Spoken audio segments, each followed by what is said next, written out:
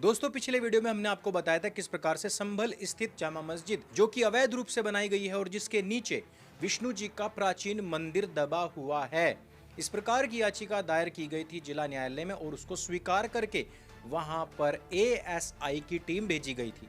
आप सभी जानते हैं कि जुम्मे का पवित्र पत्थर को चुम्मे देने वाला दिन होता है और इसी दिन इस मस्जिद में जानबूझकर बाहरी लोगों को भी बुलाया गया था। इस मस्जिद के अंदर केवल 500-600 लोग आ सकते हैं, लेकिन इसमें खास तौर पर उसी दिन के लिए 4 से 5 हजार लोग बुलाए गए थे और इसके बाद में पत्थरबाजी कराई गई उन पुलिस कर्मियों एएसआई के ऊपर जो इसकी जांच करवा रहे थे। इन लोगों की अपनी जो प्रॉपर्टी, अपनी जो गाड़ियां हैं, उनको इन्होंने आग नहीं लगाया, लेकिन जिन गाड़ियों पर पुलिस लिखा था उन गाड़ियों पे आग लगाया। ये दर्शाता है कि इन लोगों द्वारा टारगेटेड तरीके से कोई एक हुड़दंगी भीड़ ना होके एक टारगेटेड तरीके से पुलिस और प्रशासन को है वो चैलेंज करने का काम किया। इन लोगों के खिलाफ एनएसए की कार्रवाई है वो अमल में लाई जाएगी। अब आप स्वयं समझ सकते हैं कि ये लोग क्यों किसी भी मस्जिद की जांच से बचते हैं, क्या कारण है। यदि कोई भी संस्था आपके घर में तलाशी लेने के लिए आए, अपना वारंट दिखाए या फिर न्यायालय का आदेश लेकर आए, तो क्या आप उसे मना कर सकते हैं, बशर्ते आपकी दाढ़ी में तिनका ना हो। लेकिन दाढ़ी तो मौलाना की होती है और मौलाना की दाढ़ी में तिनका ना हो तो फिर ये कहावत ही अपने आप ध्वस्त हो जाती। अगर हिंदुओं के बारे में ये कहावत होती तो कहा जाता कि चोर की मूछ में तिनका, लेकिन यहाँ पर मौलाना की दाढ़ी में तिनका है तो है।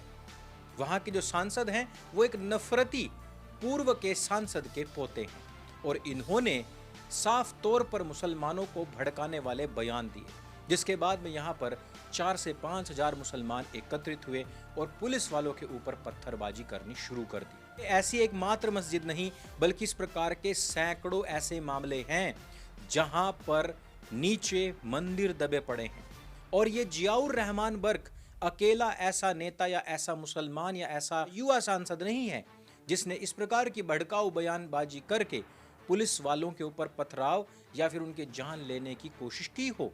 अगर आपने मेरी पुस्तक ढाई मोर्चे का चक्रव्यूह पढ़ी होगी तो आपको पता होगा कि इस प्रकार के सैकड़ों मामले हमारे देश के अंदर निरंतर घट रहे हैं और इनको बनाया जाता है एक स्ट्रैटेजी के द्वारा, ताकि इस देश को 2047 तक एक इस्लामिक राष्ट्र बनाया जा सके।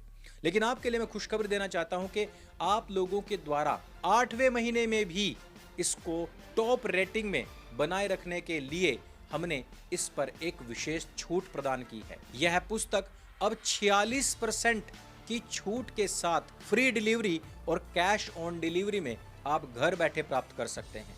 इसके पीछे मेरा मोटो है कि आप सभी लोग जागरूक बने, शिक्षित बने और इन टिड्डी दल के द्वारा बनाए गए हर एक ट्रैप को पहचानना शुरू करें।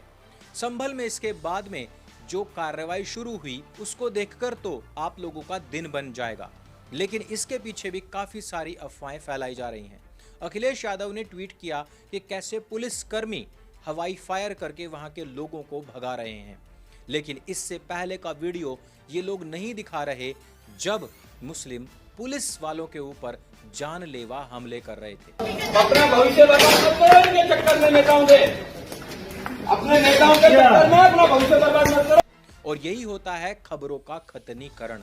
इसी नाम से हमारी किताब के अंदर एक चैप्टर है जिसको पढ़ने के बाद आपको पता लगेगा कि किस प्रकार से हिंदुस्तान को दीमक की तरह खोद खोद कर, कुरेद कुरेद कर अंदर से खोखला बना दिया गया है।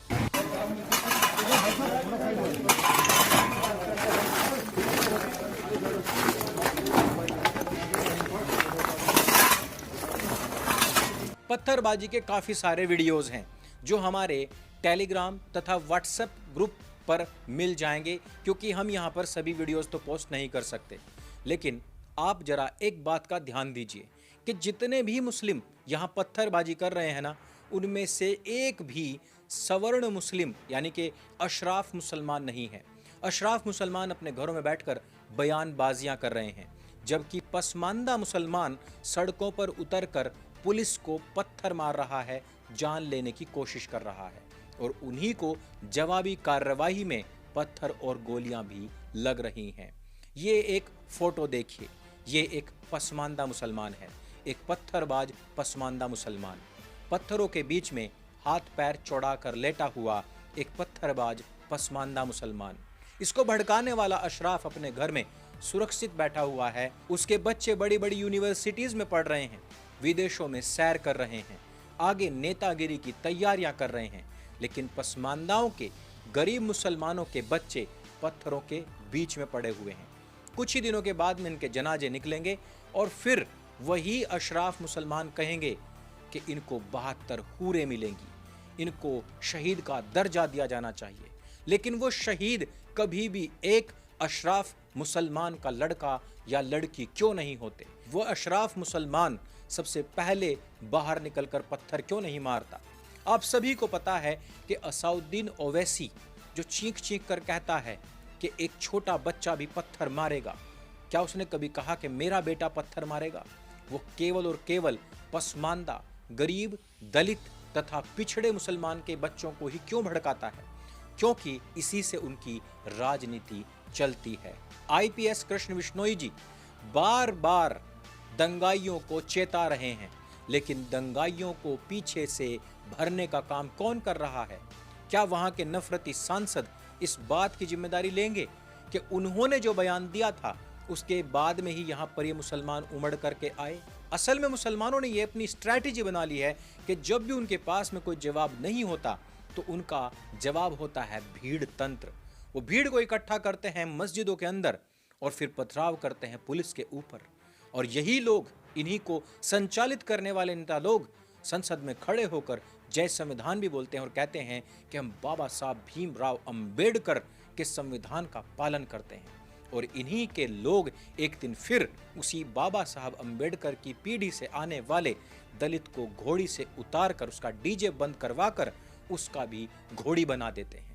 अब आप जरा समझिए कि ये लोग जो लगातार हिंदुओं को बांटो और राज करो की राजनीति पर चल रहे हैं, जिन्होंने ना केवल महाराष्ट्र में डेमोग्राफिकल चेंजेस ला दिए, ना केवल वहां पर स्वरा भास्कर जैसी औरतें गला चीर चीर कर फाड़ फाड़ कर हिंदुओं का ST SJ करने की धमकियां दे रही हैं, ना केवल वहां पर अबू आजमी नफरती बयान दे रहा है, बल्कि झारखंड में पूरी तरीके से डेमोग्राफी को ही बदल डाला है। दोनों जगह के चुनावों के परिणामों से आपको ये बात तो मालूम पड़ ही गई होगी कि बटोगे तो कटोगे कितना कारगर है। लेकिन संभल ने ये बता दिया है कि उत्तर प्रदेश के अंदर इनकी बढ़ती हुई आबादी और बड़ा सरदर्द बनने वाली है। और उत्तर प्रदेश में पुलिस तथा प्रशासन के जवाब ने यह भी बता दिया है कि इन टिड्डी दल, इन कीड़े मकोड़ों को कंट्रोल करने का एकमात्र यही तरीका है। और यह भी बता दिया है कि 27 में यदि हिंदू बट गया तो उसको से कोई नहीं बचा सकता। इसी कारण से झारखंड के हिंदुओं के लिए मैं अभी से संवेदनाएं प्रकट कर रहा हूं, क्योंकि अगले 5 साल उनको ममता बानो वाले पश्चिम बंगाल के शासन की याद दिला सकते हैं। इस वीडियो में सिर्फ इतना ही, लेकिन जियाउर रहमान बर्क के द्वारा मुसलमानों को भड़काया जाना, मुसलमानों में भी पसमानदाओं को भड़का करके इस प्रकार की जिहादी हरकतें करवाना तथा अपने आप घरों में छिप करके बैठना, प्रशासन के द्वारा ये प्रत्युत्तर दिया जाना, आपकी इन सब पर क्या प्रतिक्रिया है? हमें नीचे कमेंट करके अवश्य बताएं। तथा अगर आपने ढाई मोर्चे का चक्रव्यूह नाम का एक कोर्स नहीं लिया है तो इससे बेहतर और स्वर्णिम अवसर आपके पास नहीं हो सकता कि जब इसकी कीमत बिल्कुल आधी कर दी गई है, और वो भी फ्री डिलीवरी चार्जेस के साथ, फ्री कैश ऑन डिलीवरी के साथ। मेरे संग बोले सत्य सनातन वैदिक धर्म की जय। जय हिंद, वंदे मातरम।